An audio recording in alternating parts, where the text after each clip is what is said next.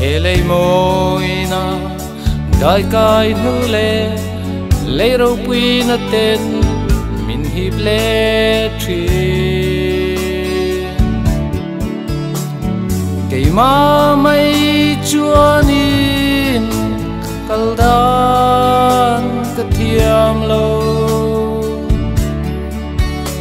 lalpa min kai ro min pui turin lo nai la ran pui tu dang re an lo e ko vela hiam nang lo chu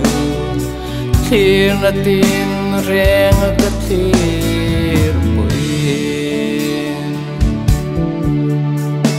ka bi lo zo a lo thenin ching mi tui loi khi kanu le thin e ko vela ka then nu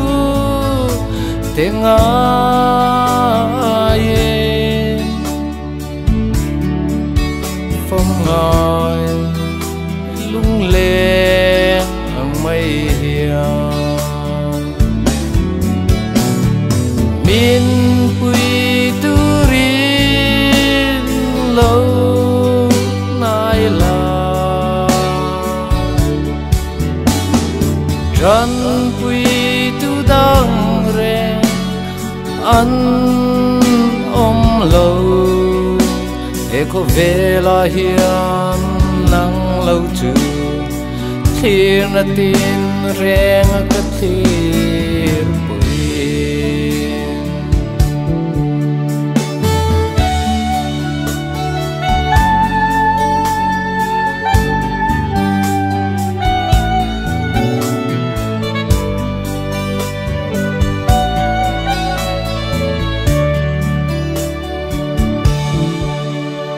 lungai tui pui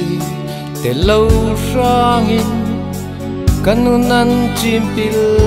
mahiani lo nai la min pui te che chan tam tu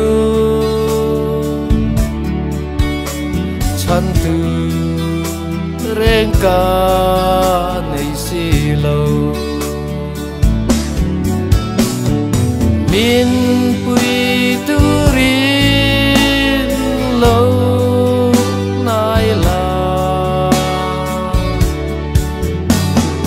ran pui tu dang re an lo e ko vela hiam nang lo chu thir na tin reng ka thir puin